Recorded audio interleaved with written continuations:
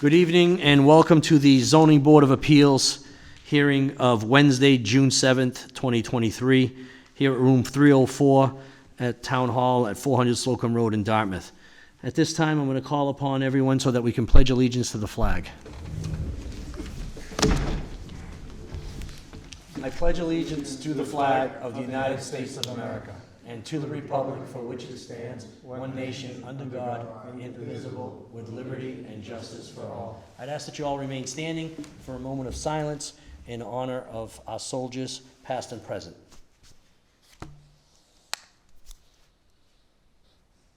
Thank you.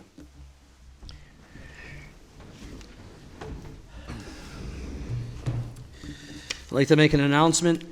The next regular scheduled meeting of the Board of Appeals is Wednesday, June 21st, 2023. Moving on to the administrative portion of tonight's hearing, actually to the hearing itself. It's variance case number ZAV 23-5. The petitioner applicant is Benjamin Reese. The owner is Benjamin Reese. The subject property is 1031 Ophir River Road. It's map 65, lot 11-4. It's located within the single residence B district.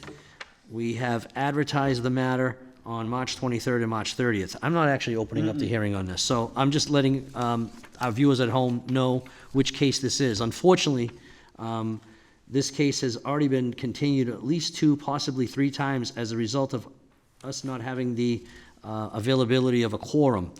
We did have a quorum as of earlier today. However, just recently we learned, unfortunately, that one of our members had a family emergency and he had to tend to that matter. And unfortunately, we will not have a quorum for your case.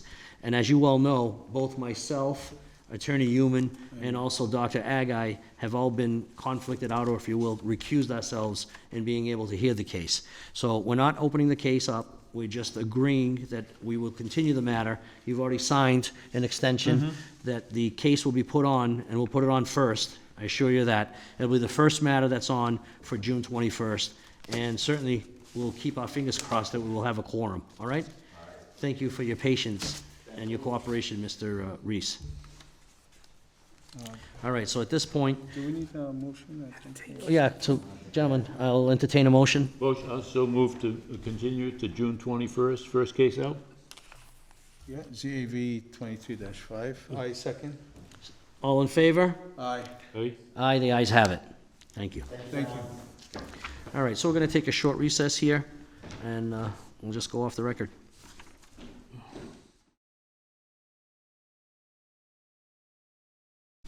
Mike, we're ready. All right, we're back on the record here, reconvening with variance case number ZAV 23-7. The petitioner applicant is Gabriel Baruti. The owner is George Abai Rashed, and the subject property is 610 State Road, map 165, lot 2. The property is located within the General Business Aquifer Protection Overlay District, Zone 3, and it was advertised on May 18th and May 25th. Abutters were notified. I make a motion that we waive the reading of the abutters list. Second. All in favor?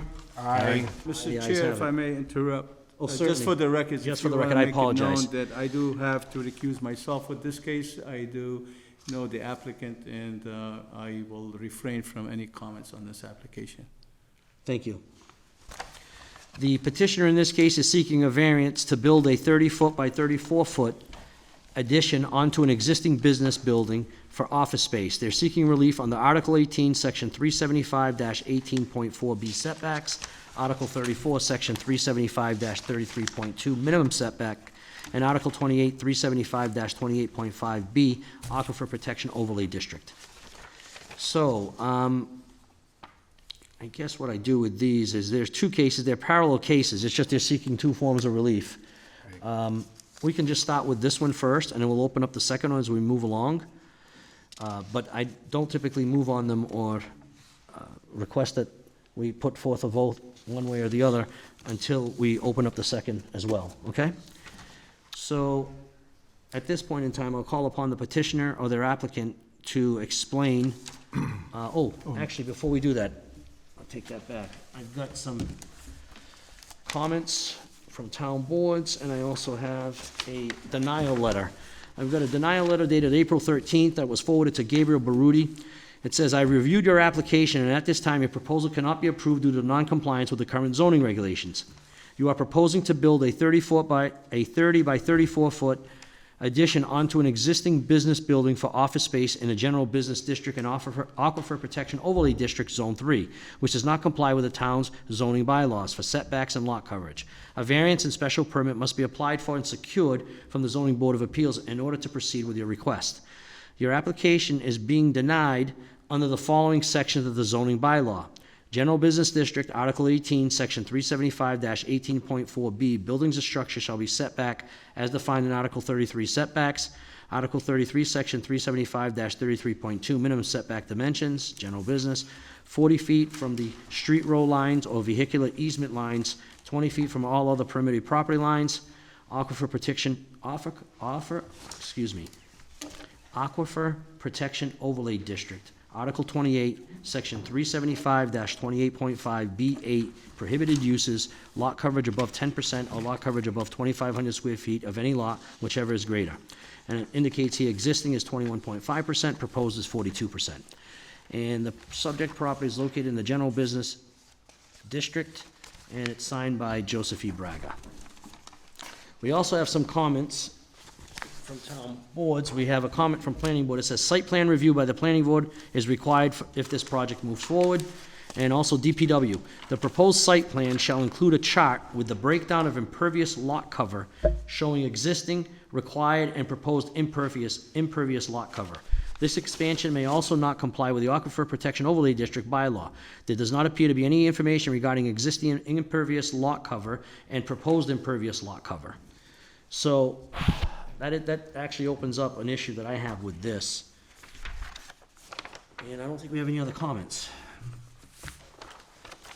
So given that issue, what I'm going to do is I'm going to open up the second special permit so we can discuss them. We can discuss them both collectively, okay? Okay. The second matter that we have on is special permit ZSP 23-3. The petitioner and applicant is Gabriel Baruti, owner George Abi Rashad. Subject property is 610 State Road, map 165, lot 2, within the same zoning district. It was also legally advertised on May 18, 2023, and May 25, 2023. Gentlemen, I make a motion that we waive the reading of the abutters list. I'll second that motion. all in favor? Aye. The ayes have it. In this case, the petitioner is seeking a variance to build, I think it should say a special permit to build a 30-foot by 34-foot addition onto an existing building for office space, and they're looking for Aquifer Protection Overlay relief. So, we have a set of plans, gentlemen, I don't know if you've seen them. Plans here. And we also have a site plan. There's a site plan. 20 feet there.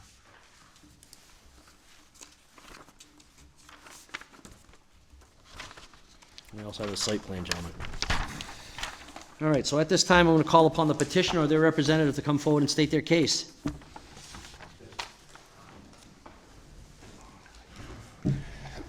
Hello, I'm George, I'm the owner.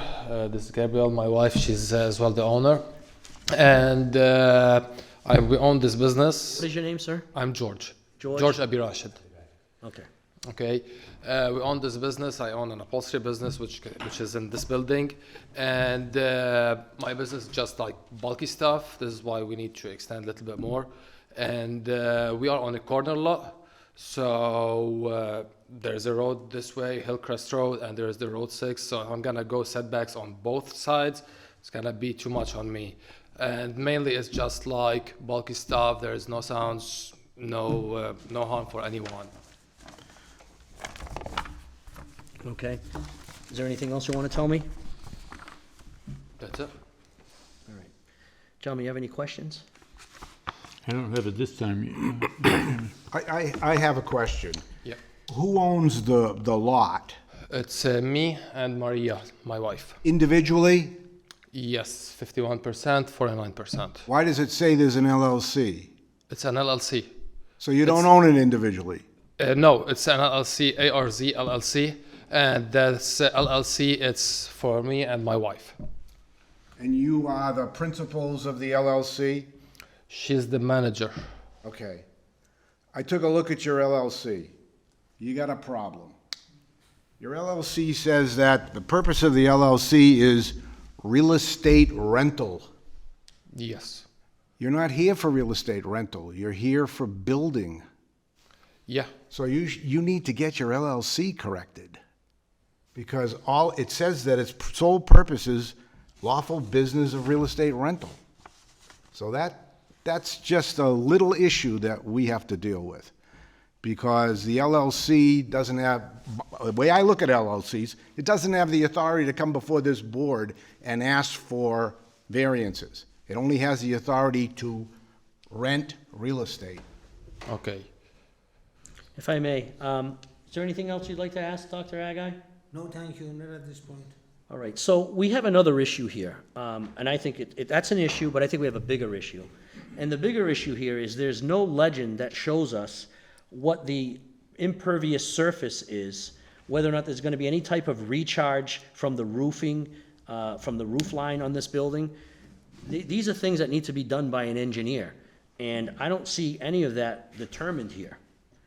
So when I look at this, I see there's a little notation here. It says, the existing coverage is 21.5. So with the house, or with the building that's there on the lot, okay, I would agree that maybe it's about 21% of the lot. But then it says, with the addition, and then you also have paved parking around this entire project. When you look at that, that's almost, and even concrete walkways, there's only, to me, that's almost 80% of what's actually gonna be impervious on this lot. And to have just a legend that says 42% doesn't make sense to me. So, the only thing I can tell you is, I think you have to have an engineer take a look at this for you and make a determination, because when people come before us, they do calculations with regard to, and there's credit that you can get for 10% of a certain amount of what the actual existing or the roof line will be and how much it will recharge. So there's some more engineering that needs to happen here. And that needs to happen now, not before the planning board. That needs to happen now because we need to know what your ultimate impervious surface is gonna be so that we can determine if we're comfortable with that, because our job is to protect the aquifer.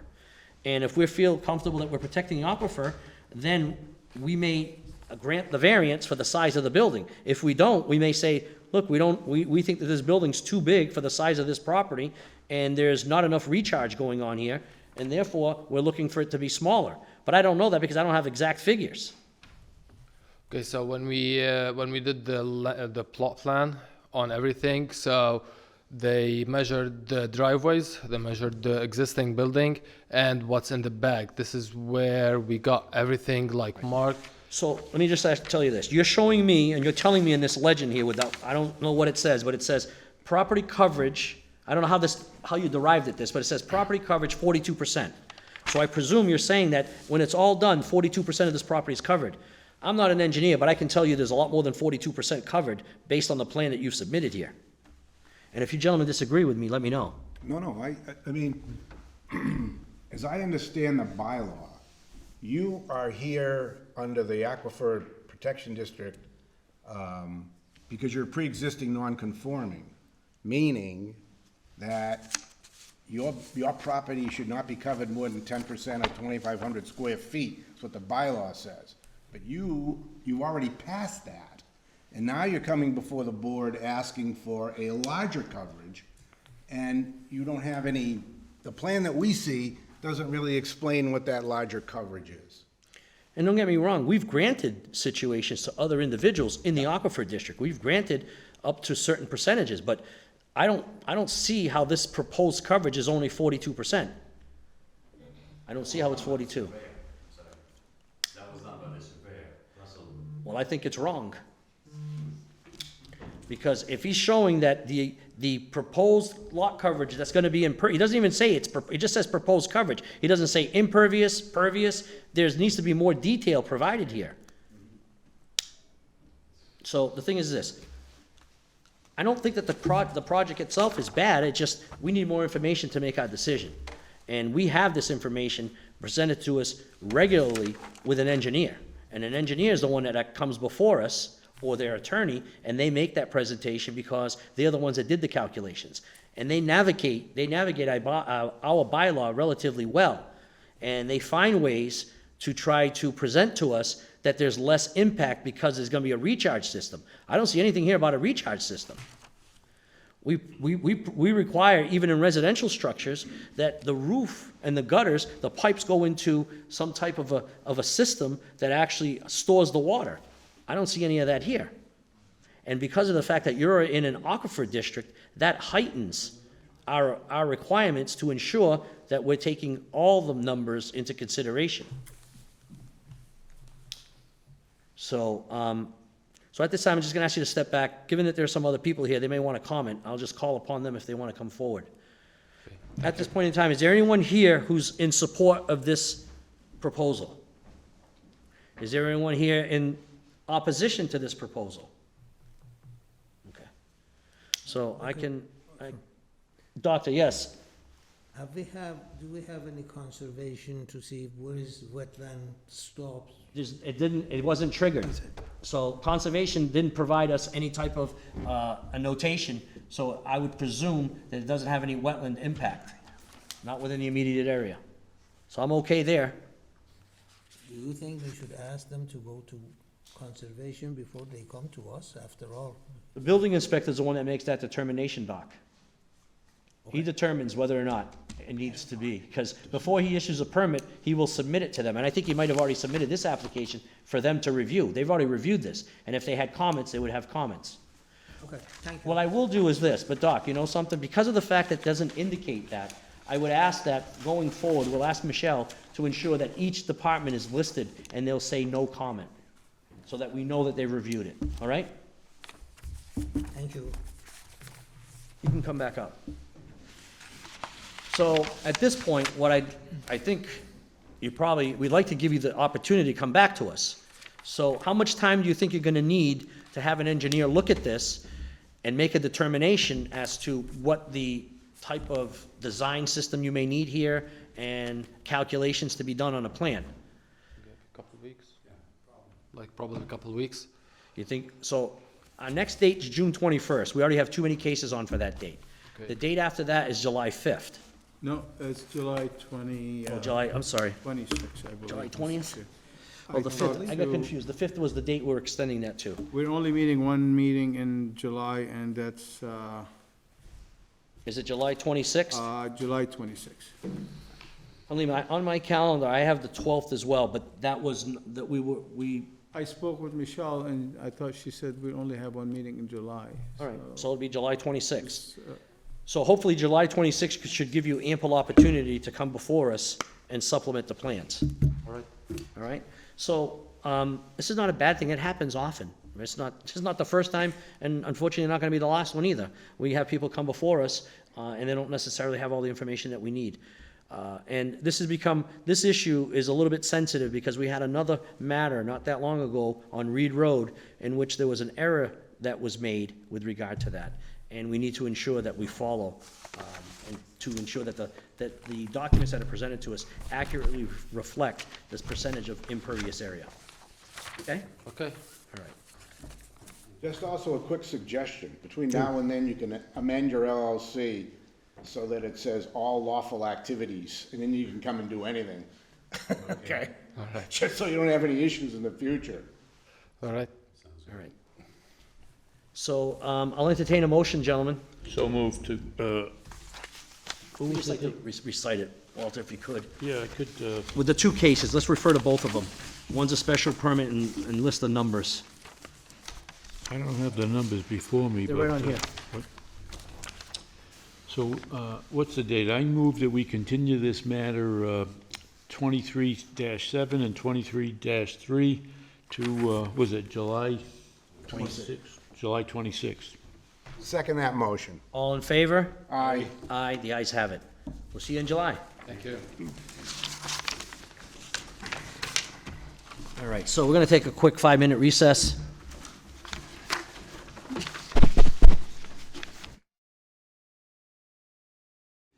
Good evening, we're back on the record. Moving on to variance case ZAV 23-8. The petitioner is Deborah A. Reposa. The owner is Deborah A. Reposa. The subject property is located at 3 Alder Court, map 149, lot 127. It's located within the Single Residence A district. It was legally advertised on May 18, 2023, and May 25th of 2023. I make a motion that we waive the reading of the abutters. So moved. So, second. All in favor? Aye. The ayes have it.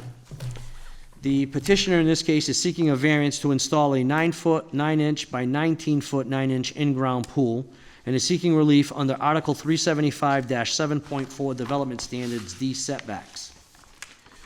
Let's see if we got any comments here.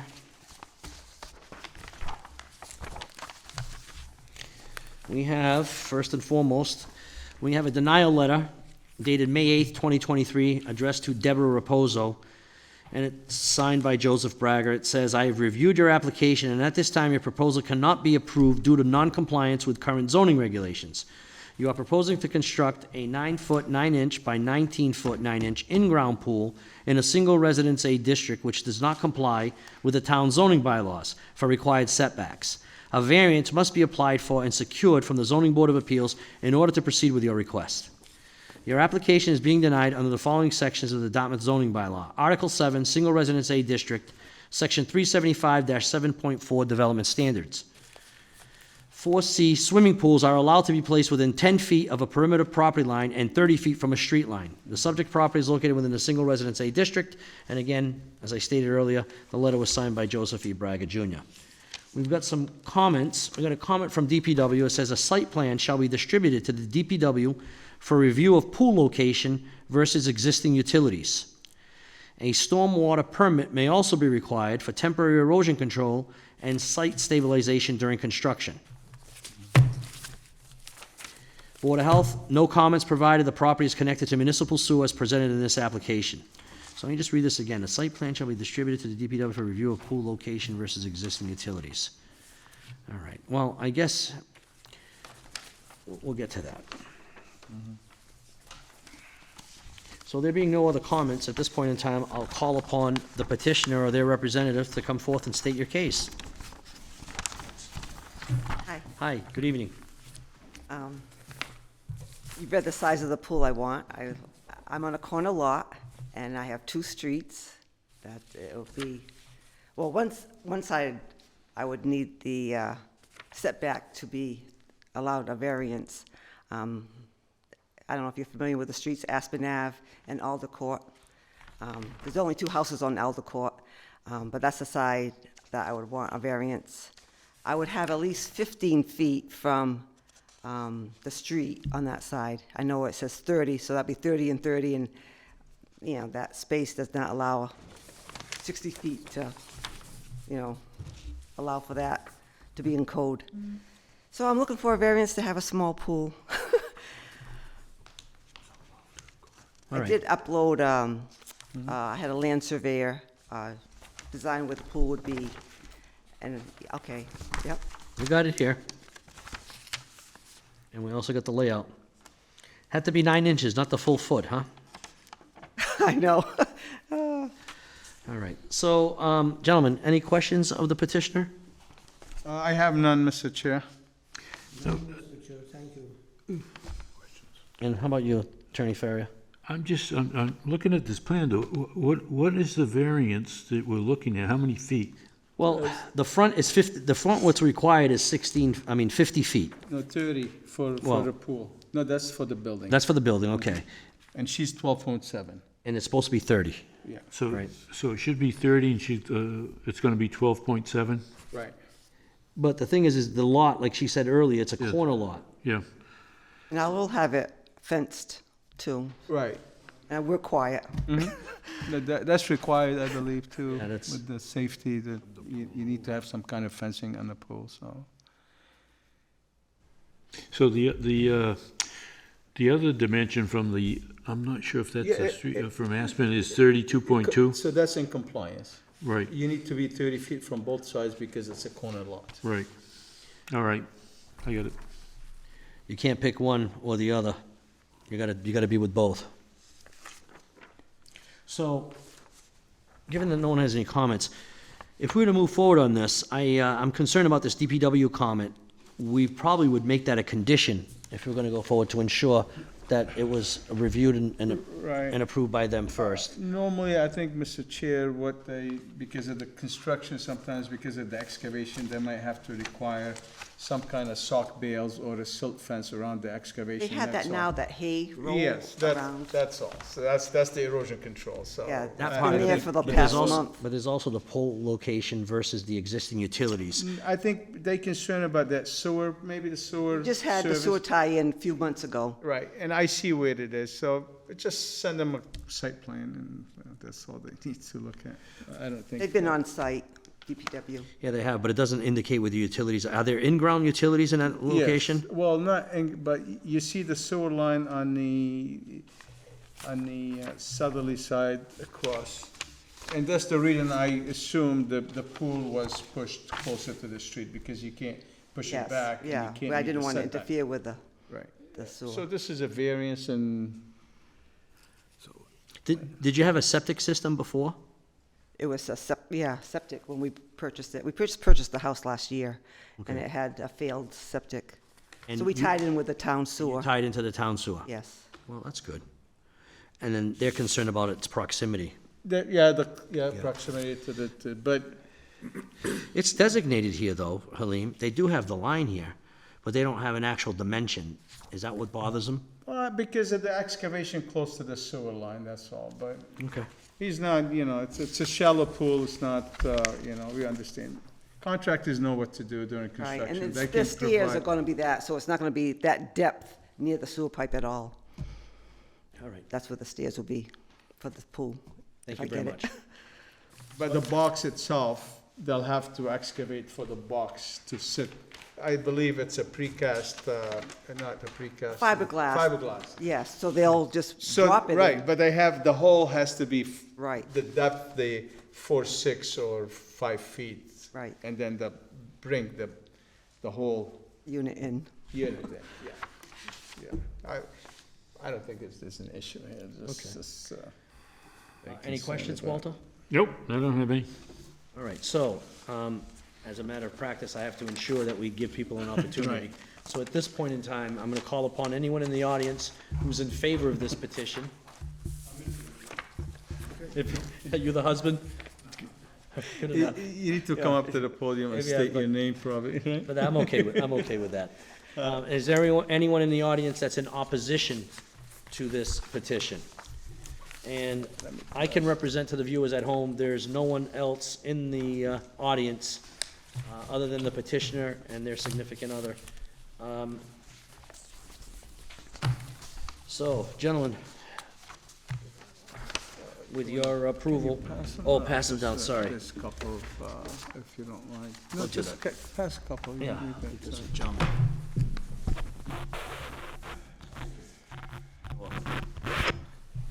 Proposed findings. All right, so these are just some proposed findings, gentlemen, for us to work with. The subject property is located at 3 Alder Court and is also known as map 149, lot 127 on Town of Dartmouth Assessors Map. The property has been owned by Deborah Reposa since March 2022 and is located in the Single Residence A District. Currently, there's a residential dwelling on the 7,483 square foot lot. The subject property is served by town water and sewer. The existing property is a corner lot with frontage on 2 streets, Alder Court and Aspen Avenue. The applicant petitioner is seeking a variance pursuant to Article 10, Section 375-7.4 Development Standards, subsection D 4C, setback requirements to construct a 9-foot 9-inch by 9-foot 9-inch. 19. Excuse me, let me read that again. To construct a 9-foot 9-inch by 19-foot 9-inch in-ground swimming pool to be placed 12.7 feet from the Alder Court street line where 30-foot setback is required. The location of the proposed in-ground swimming pool within the southerly portion of the property is the only practical and reasonable location given the location of the existing dwelling and the underground utilities on the property. The board finds that the proposed in-ground swimming pool is not detrimental to the neighborhood and is in harmony with the general purpose and intent of the zoning bylaw. Well, that would be true if it were a variance, so we don't necessarily have to have that one in there. And the requested variance meets the statutory requirements for granting a variance pursuant to Massachusetts General Law, Chapter 40A, Section 10. The first prong is that there are circumstances related to soil, shape, and topography that especially affect the subject property that do not generally affect the zoning district in which the structure or land is located. The existing property is a corner lot with two street frontages that require two 30-foot front setbacks. The location of the existing dwelling and the existing underground utilities on the property limit, On the property, on the limit, property, limit the placement of the proposed in-ground pool to the location shown on the plans. Second prong, a literal enforcement of the provisions of the bylaw would involve substantial hardship, financial or otherwise, to the petitioner. The placement of the proposed in-ground pool in a location other than what is shown on the plans would require the relocation of the underground sewer line and would cause substantial financial hardship to the petitioner. Number three, the desirable relief may be granted without detriment to the public good. The proposed in-ground pool is an amenity to the residential dwelling and in harmony with the residential surrounding.